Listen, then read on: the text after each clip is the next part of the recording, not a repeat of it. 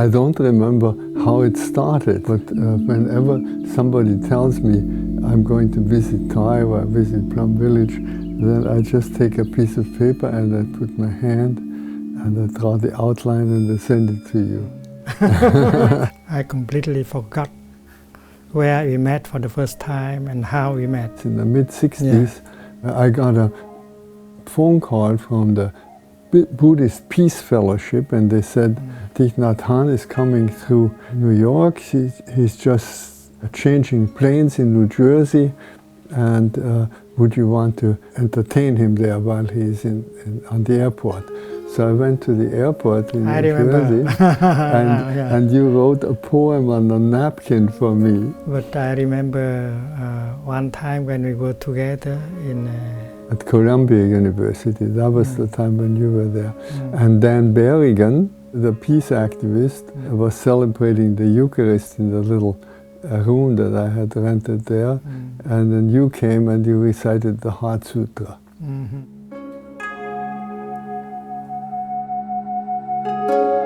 Do you remember when we walked together with a small group of people? We were protesting against nuclear proliferation in New York in '82, and I think we were a group of 60 people only, and we had a flag. And they invited me to join the march, and I said that, well, I would join if they allow me to walk peacefully.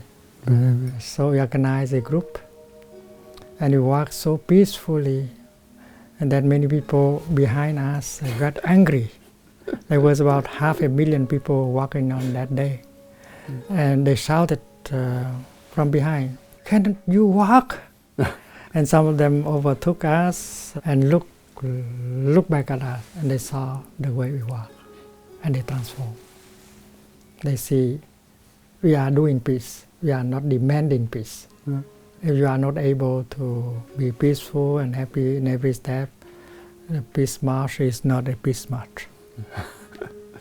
And then the organizers said, we show you a shortcut, and all of a sudden we were again at the head of the line, and all the people that had passed us by were coming from behind and were passing us by again and looking, how did they get here all of a sudden? The peace movement should be a practice community. Peace is a practice. When you organize a group of people and asking for peace, that's not enough. And sometimes you do it violently and with a lot of anger. And the peace movement during the Vietnam War was not very peaceful. In the beginning, it went well, but after having tried for a few years and not seeing any effect, we began to be impatient. We get angrier and angrier, and finally they wanted victory of one side over the other side. So that is not really a peace movement. I think a peace movement should be a community of practice, where people live together in brotherhood, sisterhood. I first came here when I was 21 years old. I was really frustrated because I'd just come to the end of my university degree, and I suddenly looked back and I was like, is that it? Is that all I'm going to learn? I thought I was coming here to discover life, the universe and everything, and I felt that my deepest heart questions, I didn't feel that I touched the depth of life that is there to be touched. And a friend of mine died suddenly, and I thought, wow, if I die suddenly, will I feel that I fully lived my life? And it was that summer, right after my final exams, that I came to Plum Village. To be in Plum Village is a chance to really live deeply and fully, and I want to say beautifully. I think all of us, we know life is precious, and when we lose someone, we know life is precious. And it was mindfulness that helped me feel that I've lived a moment, lived an hour, lived a day. It touched my human nature, because in mindfulness we really live something through our body, through all our senses. And I feel very aware when I'm mindful and embodied. I feel like I'm totally human, totally alive, totally on the planet. So for me, to come to Plum Village is to touch life and find like-minded people also. A lot of us, I mean, we're friends, as well as being brothers and sisters. And it's great to take time out from the city, time out from studies, from work, traveling, and just be and live deeply with good people. We say that gratefulness is really always gratefulness for opportunity. When you see the flowers, it's the opportunity to enjoy them and to smell them. So even suffering is the opportunity to learn compassion. And what you're grateful for is never the thing itself, but is always the opportunity that this present given moment offers you. And it's always a given moment. Then when we respond, then we find this compassion. Death is not an enemy, because without death, life and birth be impossible. The death of something can bring about the birth of something. When you look into your body in the present moment, you see death is happening right in here and now. Millions of cells are dying in this very moment in order for new cells to be born. Even death is a necessity for life. And that is what we call in Buddhism the nature of interbeing.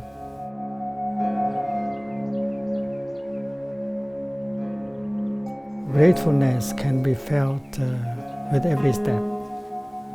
You are alive and your feet are still strong enough for you to make steps on this beautiful planet. So with mindfulness of breathing, mindfulness of walking, every step you make brings you home to the here and the now, so that you can get in touch with all the wonders of life. And every step like that can be nourishing and healing. During walking meditation, you stop the thinking. I think, therefore I'm not truly there. You can feel the contact between your foot and the ground. Mother Earth is there. Mother Earth is in you. And there is a communion between you and Mother Earth. Mother Earth is the mother of all the saints, all the Buddhas and Bodhisattvas. You carry Mother Earth in you. You cannot die. You can transform. It's like a cloud transforming herself into the rain. A cloud can never die. There is no birth, no death. We spoke about birth and death. That is on the spiritual, superficial level. But go deep down. The nature of everything is no birth and no death. From something, you can never become nothing. From someone, you can never become no one. We're here to offer the practice to help people like ourselves who live in the world outside. You know, we're faced with so many difficulties, so many challenges out there. We live in a world, in a society where things are changing constantly. And sometimes that you just have to keep up with it. Then we tend to lose ourselves. More tension, more anxiety accumulated within our body. And our practice here, it teaches us to come back to ourselves, to learn how to take care of our body, our feelings, our emotions, so we can live life to the fullest in the present moment. It's true that if you do not have powers, you cannot do anything. Money is a power. There are those who have a lot of money, who are so rich, but who suffer very much of loneliness, depression, and fame. There are many movie stars and others who are very famous, but when you look deeply into their life, you see that they suffer very deeply. These kind of powers cannot be real powers, and you can become victims of these powers. But there are other kind of powers that can make you strong. The first power is the power of cutting off. You are attached to, you are bound to a number of things, and that make you lose all your freedom. You know that it is destroying you, it makes you not free, but you have no courage in order to cut off. And that is freedom. And there are those of us who are bound to a number of things that make us powerless. You may think that you cannot survive without it, without him, without her, without that kind of position. But maybe it is the very obstacle for your true happiness. So how to release, cut off? You need power. And that is the first power that is needed for you, that can set you free. The second power is to forgive and to love. Even that person is not lovable, but you can still love him or her because you are capable to see the suffering in him or in her. And your love grows. You become more powerful. And that is love without frontier, without discrimination. That's true love. That is the love of God, of the Buddha. And you have to train yourself in order to love like that. You don't leave anyone outside of your love. All embracing. And the third power is the power to understand. You are no longer afraid. When you understand, you are no longer angry and fearful. And that needs meditation, contemplation, looking deeply, and then you get the insight, the vision of interbeing, the vision of interconnectedness. And that kind of knowledge remove all kind of discrimination, separation. And these are very powerful kind of energies. If in our community there are those who have these kind of powers, it's certain that we can make history, we can change history. That is why we recommend gratefulness, because it brings you into the now. You can be grateful for the past and for the future, but only now. So when you're grateful, you really appreciate the given moment and all this marvelous opportunity that's given you at this moment. Right. Incredible gift, so you're now. And then this whole thing starts. Globalization in all the different aspects, cultural, economic, religious, political, whatever.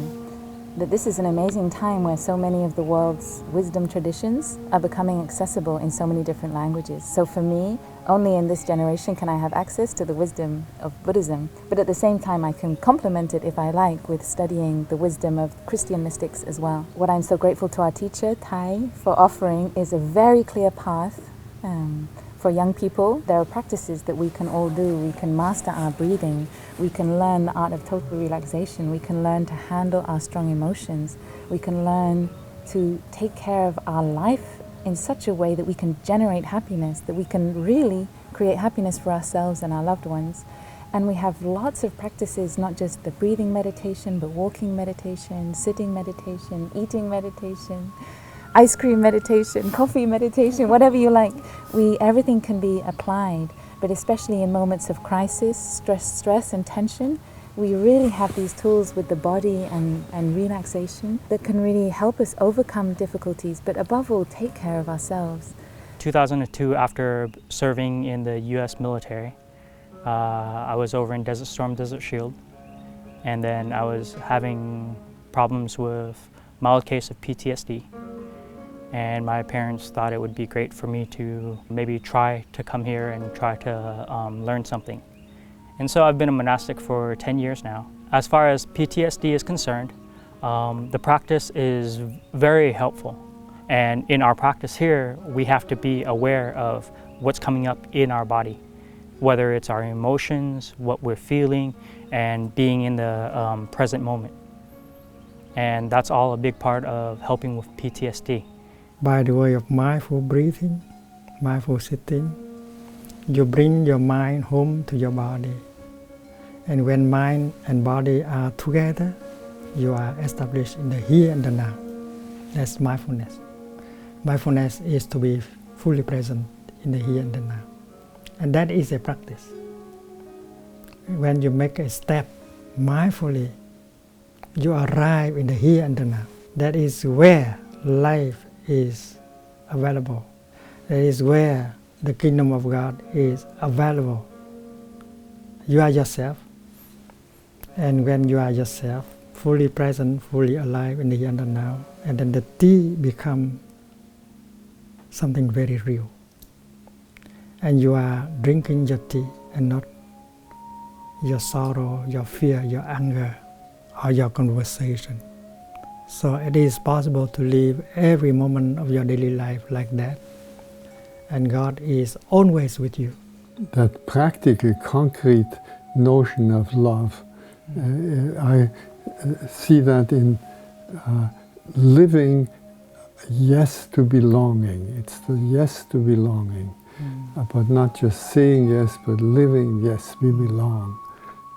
I think much of what you said brought that out also. We belong together. And to say yes to that, that is love, and that's available to us at all times.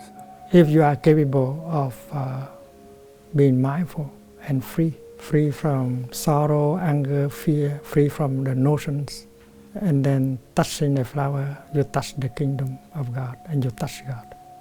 Right in the here and the now. You don't have to die in order to go to the kingdom of God.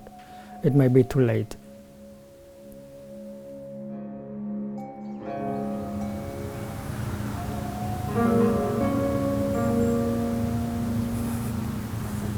We tend to get so caught up in success and achievement that we sacrifice so many things, especially relationships with ourselves as well as with others. And that's something I'm trying to undo here through the practice and through practice of mindfulness, cultivating awareness, not only about what's going on inside of me, but just being aware of everybody else who are around me. I was actually studying Zen at the Zen Study Society in New York. We went together to Riverside Church. I think it was Hans Küng who gave a talk there. Right after the talk, it was announced that Martin Luther King had been assassinated, unfortunately. I was very sick at that time. I could not eat anything, and I learned about Martin Luther King's death. There is a little bit of despair, there is a little bit of anger. A few months before, I met Martin Luther King in Geneva during a peace conference. He stayed up on the 11th floor with his team of workers. And he invited me to come up for breakfast. But I was caught in an interview, you know. So I came up late. And he kept breakfast warm for me. It was the last time we met, and I was able to tell him that in Vietnam, those of us who struggle for peace and human rights, we consider him to be a living bodhisattva. I was very pleased to hear that. I'm glad that I had the opportunity to tell him that before he died. What I have been doing since that time is just to build community. And we do it for him also. That is why it's such a joy for me when I came last night to see that in some way you have realized that dream in a way. I wonder if Martin Luther King's dream can ever be realized on a very wide scale. Maybe it's only small communities like Plum Village or a little monastery here and there. Martin Luther King spoke of the beloved community because he was aware that without community you cannot do much. That is true in the case of the Buddha. A Buddha without a Sangha cannot do much. Martin Luther King knew that, so he spoke of the beloved community, as a way to realize a dream. A Sangha, a community, should have harmony, brotherhood, sisterhood, the same ideal, and everyone should behave like a cell in the same body, no discrimination. With a Sangha like that, you can achieve whatever dream you have. I think Martin Luther King knew that. He was very concerned about building the community. As young people, I think that's very important to have that feeling of brotherhood and sisterhood, because being brought up in the West, we're all raised to be a great individual. And now here, we're trying to put that individual in with other individual and building a good community and relying on each other. And that's what we call interbeing. You know, when I'm happy, my brother's happy. When I'm frustrated, he will be affected by my frustration too. And so to see the connection between human to human, how we affect each other. And when we are aware of that, then we will be more mindful of our action, because we see how it connects to how we connect to each other. If in our community there are those who have these kind of powers, it's certain that we can make history, we can change history. And not fame, political power, and wealth.